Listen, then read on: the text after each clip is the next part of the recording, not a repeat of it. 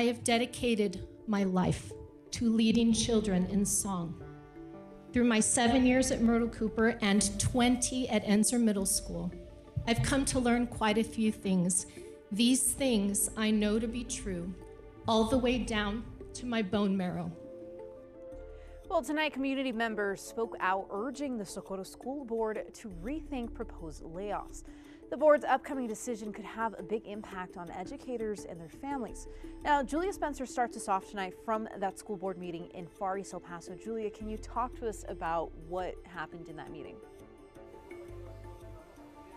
Well, Vanya, tonight we've heard from hundreds of community members of heartbreak and concern over the Socorro School Board's upcoming decision about whether or not to finalize layoffs with district-wide. Now, that board meeting is still ongoing, and after hearing hours of public comment, the board is only moments away from making that decision. Now, this is all following the district's budget, massive budget deficit. Now, go ahead and take a listen.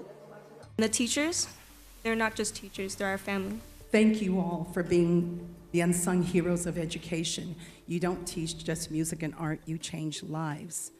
The Socorro School Board is moments away from deciding the fate of hundreds of educators and staff members within its district. As we've reported, Interim Superintendent James Vasquez released this letter last Friday, stating that the district needed to cut parts of its workforce and implement budget cuts district-wide to come up with $38 million to combat their budget deficit. That includes programs such as elementary fine arts programs, academic programs with low student participation, and administrative offices within all departments. And there's 300 employees who are going to lose their job.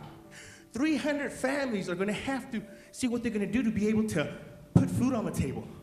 The district blames a drop in enrollment, chronic absenteeism, low birth rates, and inadequate state funding for the shortfall. The Fine Arts Department is an alternate universe where pupils are often recognizable from who they are outside of it. The shy become confident, the agitated become calm, the lonely become included, the quiet become heard, and the lost become found. We're worried about balancing the budget, but we're not worried about our children. We're not worried about saving any of these special projects. We did all those STEM classes and everything, money down the drain. This decision that is being made by the higher-ups are going to be affecting us as well. We are losing our families. We are losing the fathers, the mothers in the classrooms. I just want to ask, is this our fault?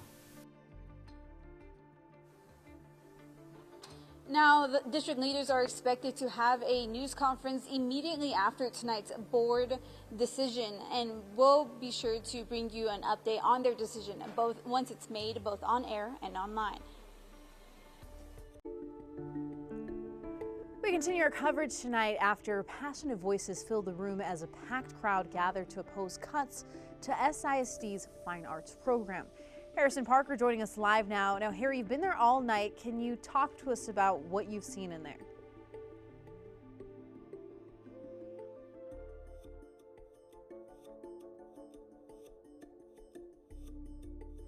Okay, it seems like we are going to have to come back to Harrison, we're not able to hear him, but he was talking to us earlier about the capacity tonight and talking about how at one point people were actually being turned away because the building had reached capacity. Now, most were opposed to the proposed cuts to SISD's Fine Arts program, and he spoke with parents, their kids, and even teachers who stand to lose their jobs.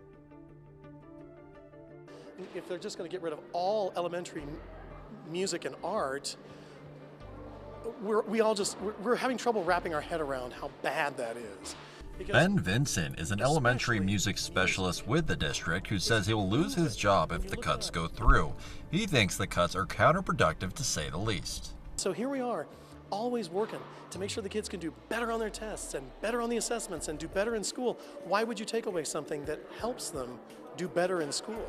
One parent whose son has already gone through the orchestra says she's fighting for her daughter who's in pre-K who wouldn't get the same level of education. She does have a long way to go. She has to go to first grade, second, third, fourth, and I want her to know what it's like to be in art orchestra, experience what it's like to be in band. Ileana Salazar says for students, these programs are vital to their time in school. I think that they identify themselves with this. It's something that they need. One fine arts student told me of her reaction to the news. It absolutely broke my heart. I feel like the fine arts can often be overlooked. Samantha Badillo credits her elementary school art teacher with encouraging her to take up drawing, a passion she'll now follow to college. He showed me through printmaking and painting and a bunch of other stuff that there was a lot more than I thought there was to art. And it was insane to me because all my life I thought, oh, you have to work to academics. But then I found out I can do what I love and still make money with it.